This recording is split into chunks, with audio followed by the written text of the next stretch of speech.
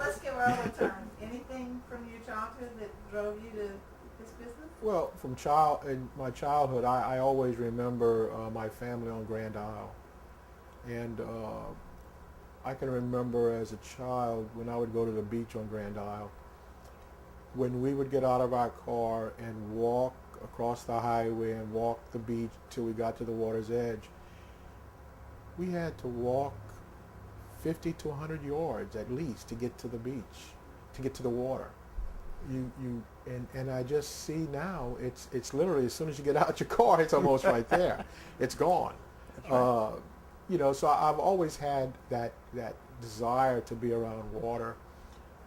As my undergraduate degree, it was working with professors in their lab when I was at the sophomore level, that the more I worked in the marsh and the work I were in the estuary, it was like, I can't do anything else.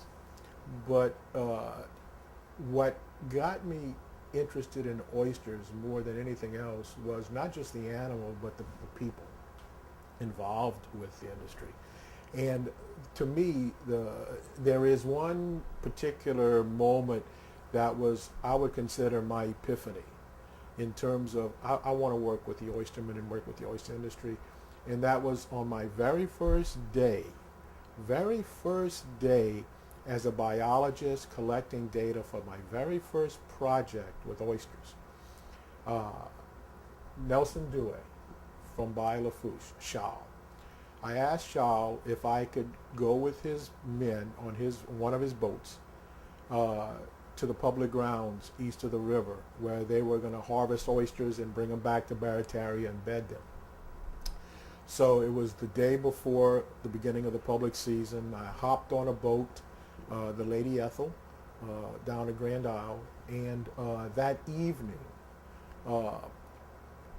Nelson's 3 boats and boats from Baie Lafourche and Terrebonne and some from east of the river, they all came together and tied up together.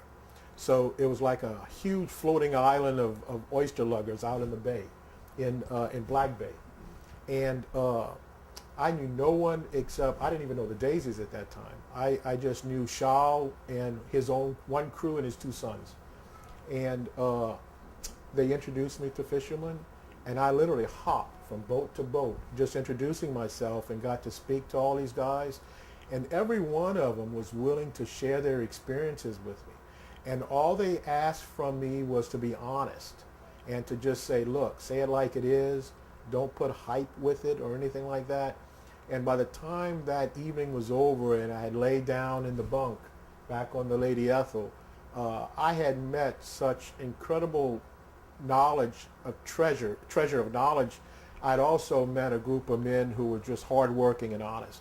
And so what drove me into the industry more than the actual animal was just the people who I got to meet that night. I knew this is what I wanted to do.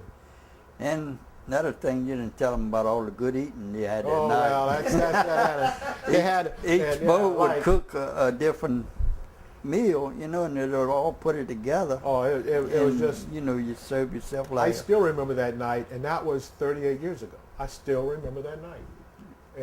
But it was the one time that truly said, I think I found my calling for what I want to do. It's really interesting to see you guys together because you have the same goal but different backgrounds. Yeah. And there's a sense of community, I feel, between you. Yeah. And it's really, really nice. I think that's something we have in Louisiana that people don't talk about. We have a really big sense of community. That's right. Well, and it is, because I can remember, I'll always go back to my PhD. I worked with oysters to get my PhD. And I can remember going in to LSU and talking with the professors at LSU and telling them, look, I'm already established down in Thibodeau at Nichols. I want to get my PhD, and I'm coming in with my own project. You don't have to find a project for me.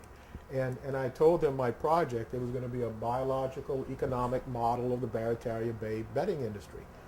And their response to me surprised me. It was, you're never going to get economic information from these fishermen. They just don't give information like that. We've tried. And I said, I've already set it all up. You know, and they said, Earl, you'll never be able to get a PhD with that. And every oysterman I went to, every single oysterman I went to, and I said, will you open your financial books to me, at least on this part of your fishery? I don't want to know your whole industry, but this part of the fishery, so I can correlate it with the environmental issues that are there for you. I never had a single oysterman or his wife, who usually took care of the books, to say no. All they said was, are you going to be honest? Are you going to tell it like it is? And I said, yes. And I said, if I'm telling it wrong, are you willing to tell me I'm telling it wrong? So it was like, I've never had an issue. If you're honest with them, they're honest with you. And that's not taken away from others who have tried and attempted. It was like, you know, there's always like, who's your mama, who's your daddy? That's always part of it in South Louisiana. But it was like, these people didn't know me, but once I got the confidence of one oysterman, it allowed me to get doors open with other oystermen, and it just was a networking. And the thing is, and if an oysterman said, no, I'm not interested in working with you, I said, I respect that. But I'm going to be honest with you, I had one oysterman in my entire career to tell me he didn't want to work with me. And it was an old fella that was on Biolafouche, and I just can't remember his name right now.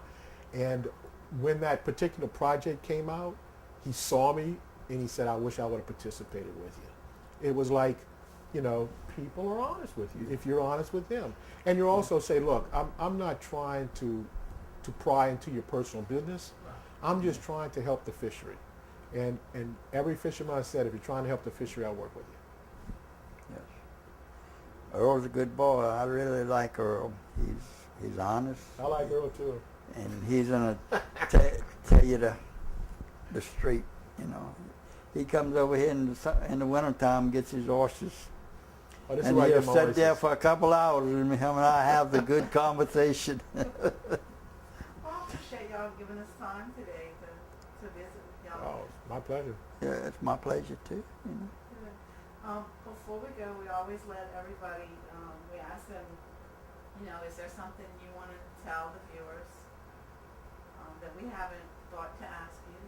There's sometimes you guys are thinking of things that I don't know. So is there things you want to tell people people in New York City may see this, or California? Is there stuff you want people to know?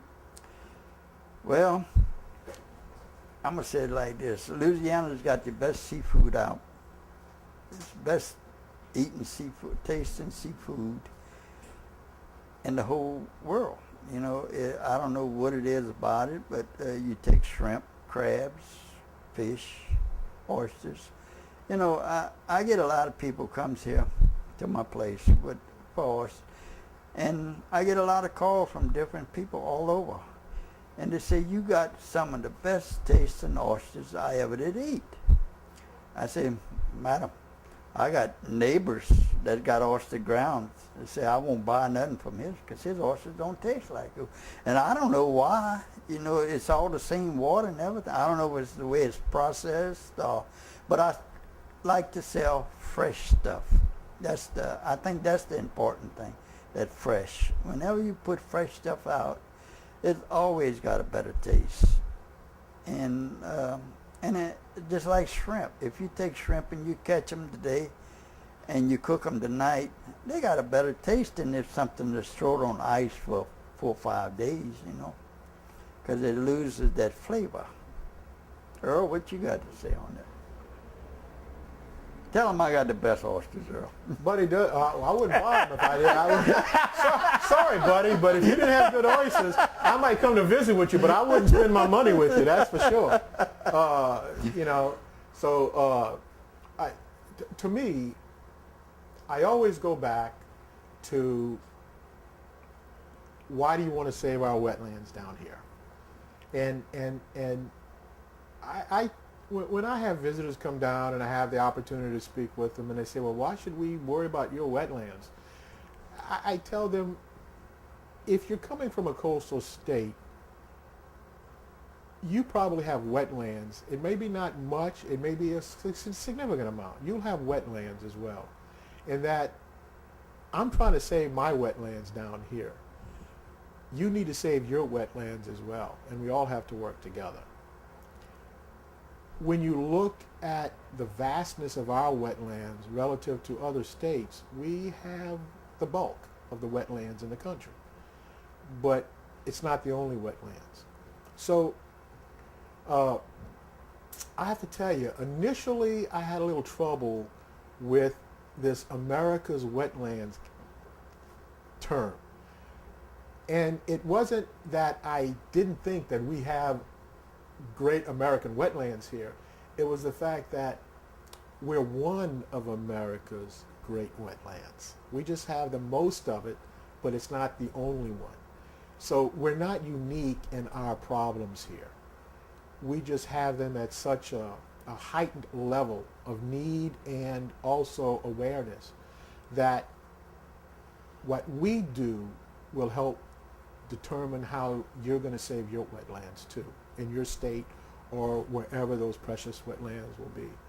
And wetlands are incredibly productive. They're one of the most productive ecological systems on the planet. And preserving it is not only an economic treasure, it's a cultural and historical treasure. And, you know, when I say that I got into this industry because of working with oystermen and seeing who they were and how their families were, that's the culture. That's the history. And it's so tied to wetlands. And, you know, if you're out west and you're living on the prairies, the people there have their ties to the prairies and their culture and their heritage. So that's just as precious as ours down here.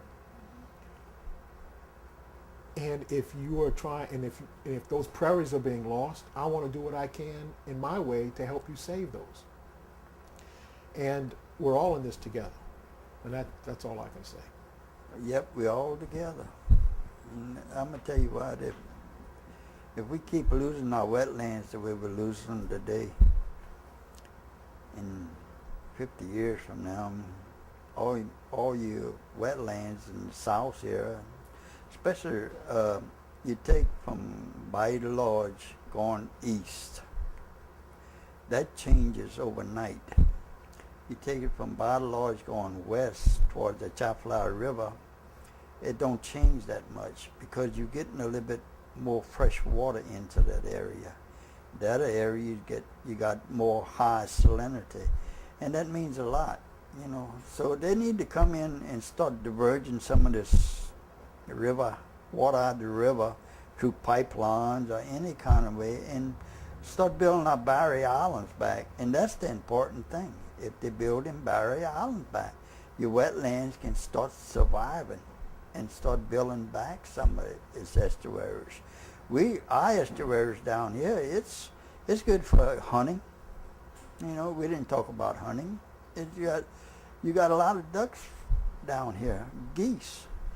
And when I was growing up, and we used to have geese came down, and around Buckskin area, they would raise up like clouds. You know, they had feed to eat. They had good feed.